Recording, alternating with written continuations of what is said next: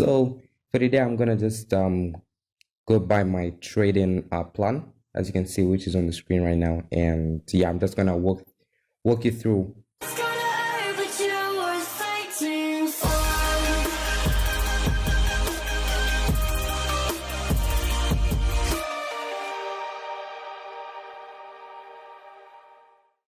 Just give you this was actually my first trading plan. Yeah, so it's a simple and just a layout of how a trading plan should be, or maybe you can get something out of it. So yeah, firstly, before getting into this video, trading plan is very important. You need it, of course. It's one of the most important aspects. Okay, it's just like you cannot achieve your goals without a plan. So that's how a trading plan is. It gives you how can I say it?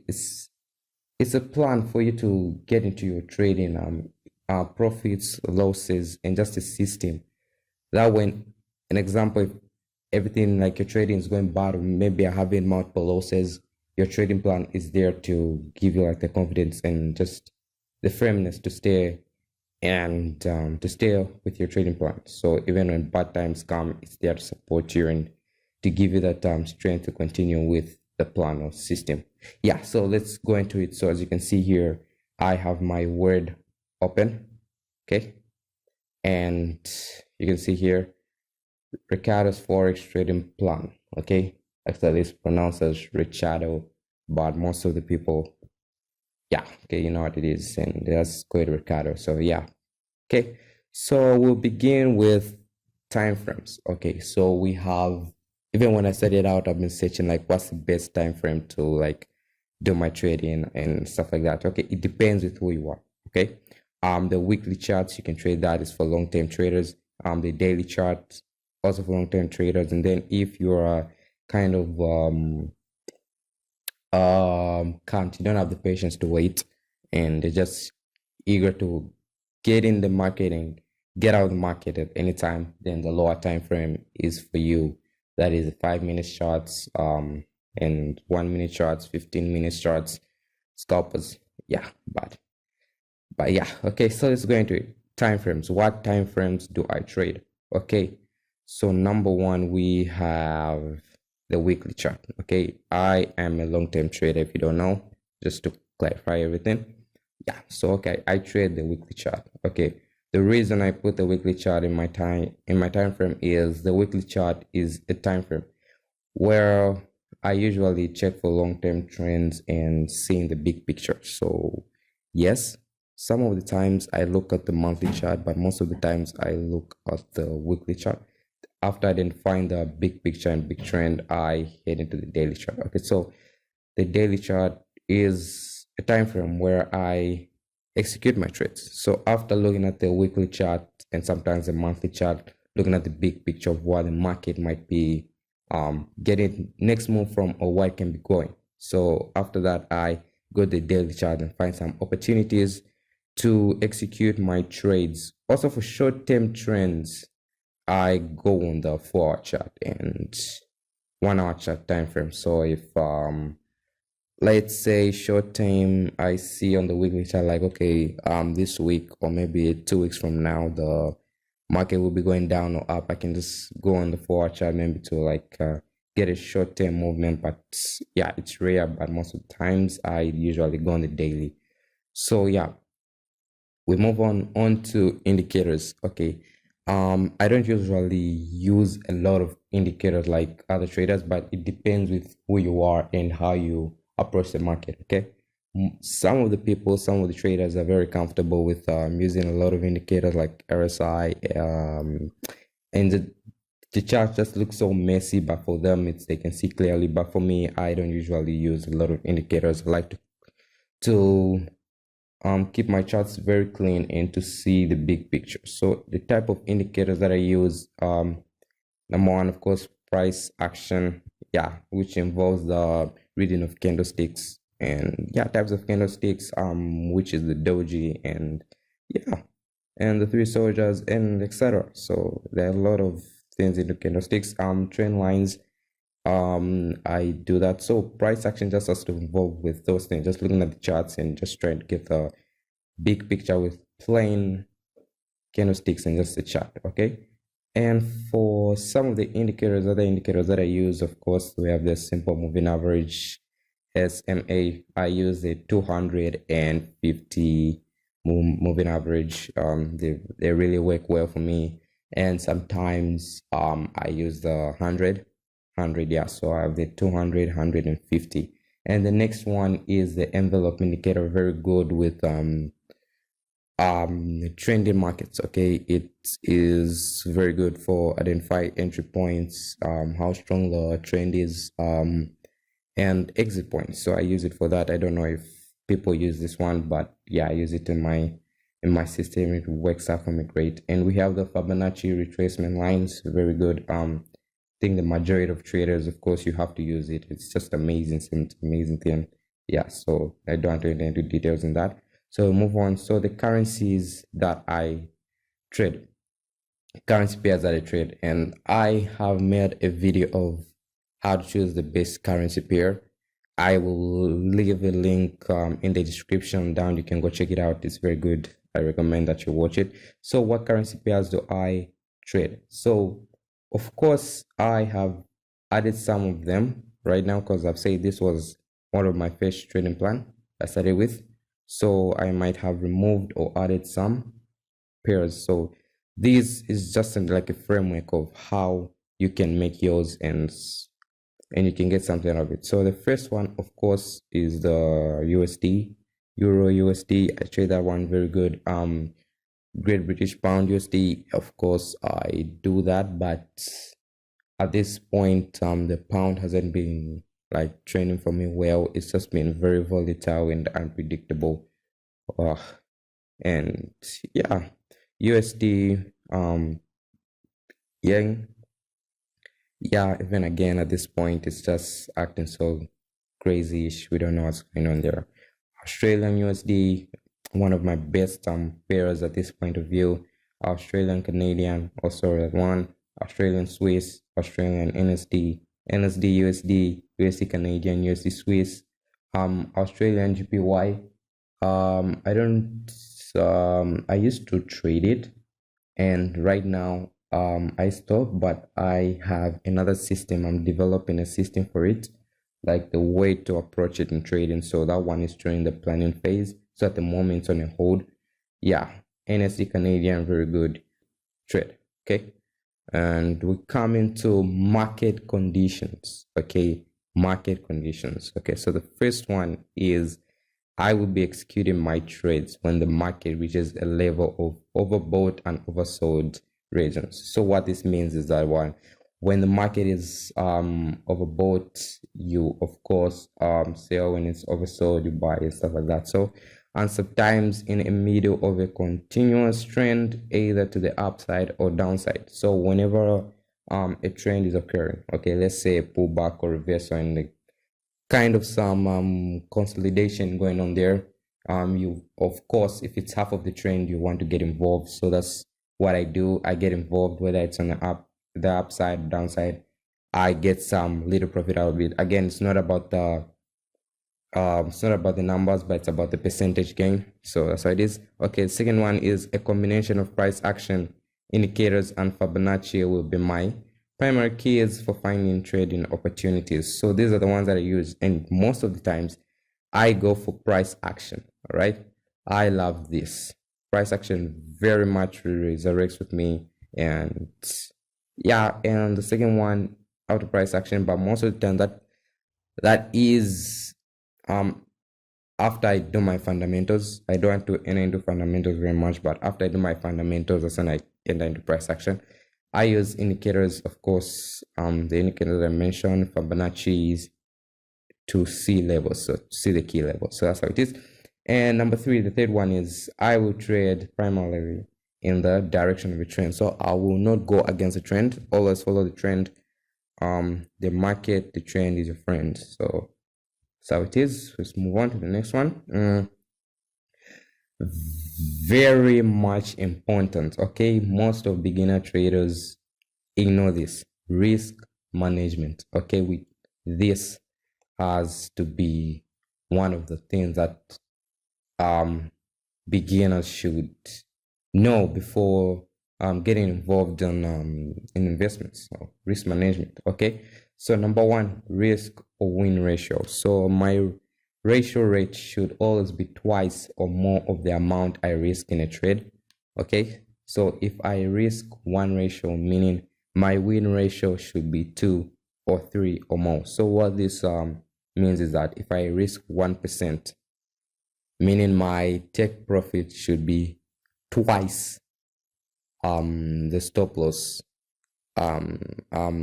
twice the take profit as a stop loss. So let's say I risk 1%, meaning my take profit should be 2%, so that I should gain 2%, and if I lose 1%, I lose 1%. So what it is that when I lose a trade, it reduces the risk of overdrawing my, like, going bankrupt in my account or blowing up my account. So it reduces that risk.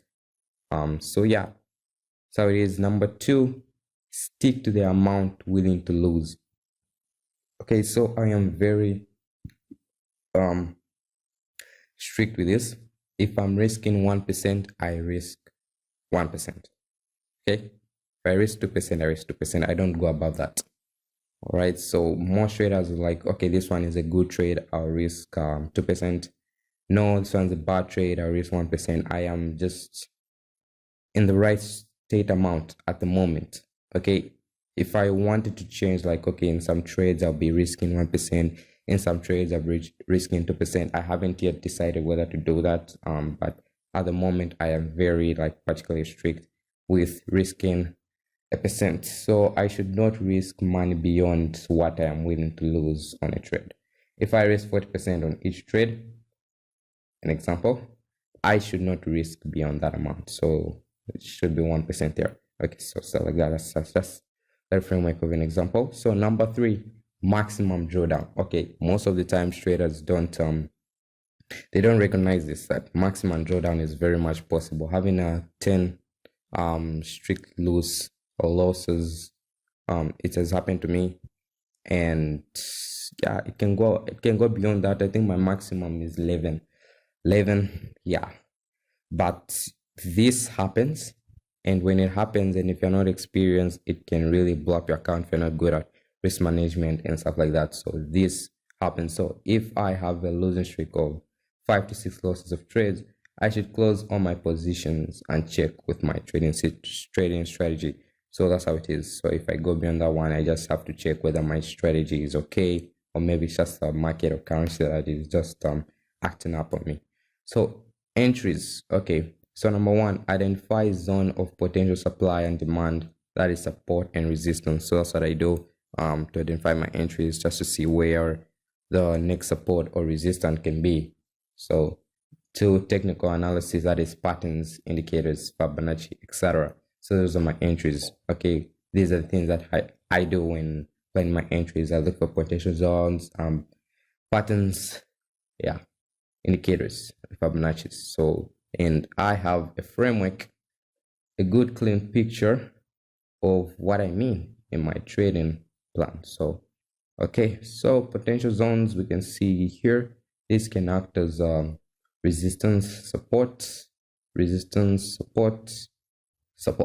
So whenever a market comes here, I go long, all right, and I exit here, and then when a reversal comes in, which is acts as a support here, I execute my trade, and like that. So that's how it is.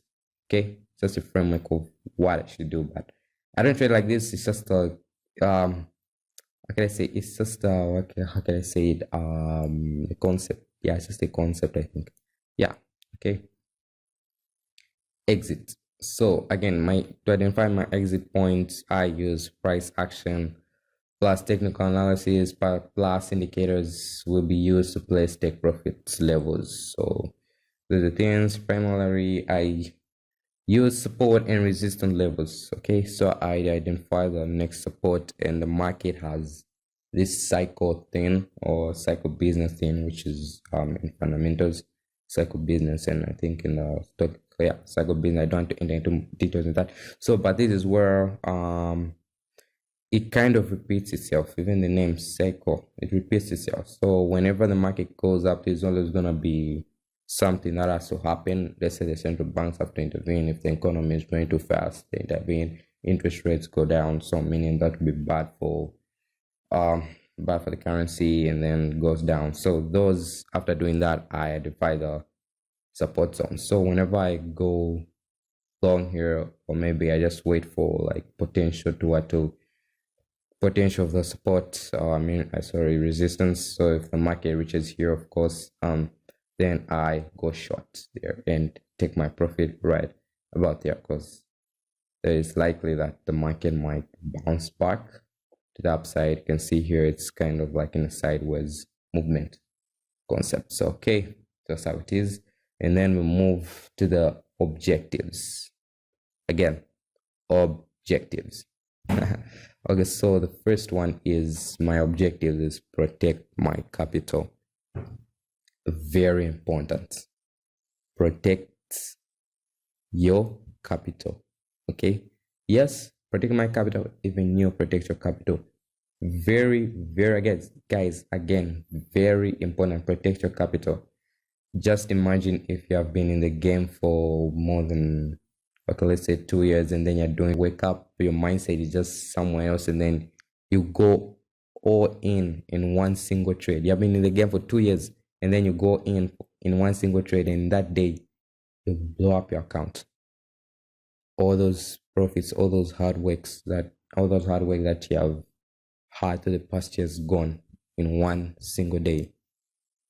So guys, protect your capital. That's my first one there. The second, my objective is continue backtesting in order to improve on my strategy. So I always do this. But I think this past 2 weeks I haven't, because I've been very, very, very busy in something else in another area. So yeah, but I backtest my strategy so that I can just improve on it. So I recommend that you continue doing that. You can use TradingView. I will leave a link below for TradingView. It's very good. It has this feature where you can replay bars. Okay, you can go to the history. Okay, let's say you can go to 2016. You can open the 2016 charts and then just backtest the information of historical data in 2016. Very good. Okay, so the third one is continue learning new things. Never stop learning. I think this one should be one of the best keys, not just in trading or anything like that, but in life. You have to continue learning. Never stop learning. All right, learning is the key to everything, I think. So if you complain about not having a good life or not having it like that, are you learning new things? You have to ask yourself that. So keep learning. And how do you learn? Of course, a lot of ways you can learn. If you like reading like me, you can read a lot of books like me. If you like watching videos, educational videos, or just discovering new things, watching documentaries like me, you can do that. And there are a lot of ways how to learn, but the most important thing here is continue learning. Never stop learning. Learning is the most important key. So okay, so number 4, accept that by putting any amount of money in the market, I can lose money. Right? Again, I'll say, accept that by putting any amount of money in the market, I can lose money. So that money that I invested in my account, I've accepted that I can lose it. Not yes, all, but not all right? But I have accepted that I can lose money. And that's what you should do. Accept the fact that investing it in the market sector, you are going to lose money. Okay, accept that. And if you accept that, your trading will improve. All right, so trading psychology. All right, the first one is journal all trades and the emotions associated with it. So I always I always journal my trades, whether it's break even, whether it's a loss, success. Yeah, I always do that. Okay, and part of journal or trades, I post some of my trades on YouTube, and yeah, it's part of the journal trade. So I have a trading journal where I trade on my trades, where I journal my trades, and I post some of the trades on YouTube. You can check some of them that I took. That I think that strategy was like a short-term strategy. Yeah, I was still developing it. But yeah, I think the link is in below. You can check it out. Okay. So number 2, exercise regularly. So this one is very important. I have to exercise on a not really on a daily basis, but yeah, on a weekly basis. So I have to keep my body moving, because a good body is a good mind. A good mind is a positive thing. So yeah, so that's how it is. Exercise just, it clears up your mindset. You enter the market with a good mindset, you do this a good mindset, and everything is just amazing. So exercise can be in different categories, but not for me. Yeah, I do some regular exercises, some of them which I won't mention.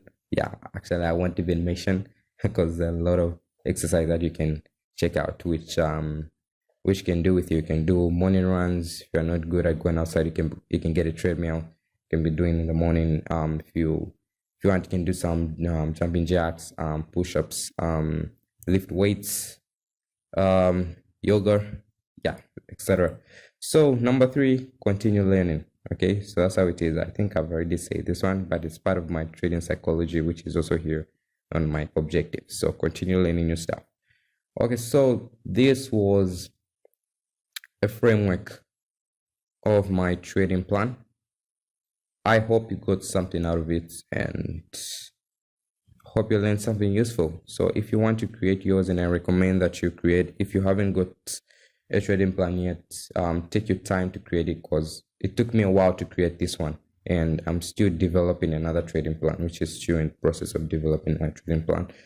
So yes, I recommend that you develop your trading plan. It can take some months, and yeah, you do back tests and you do all the things and just bring up the information together.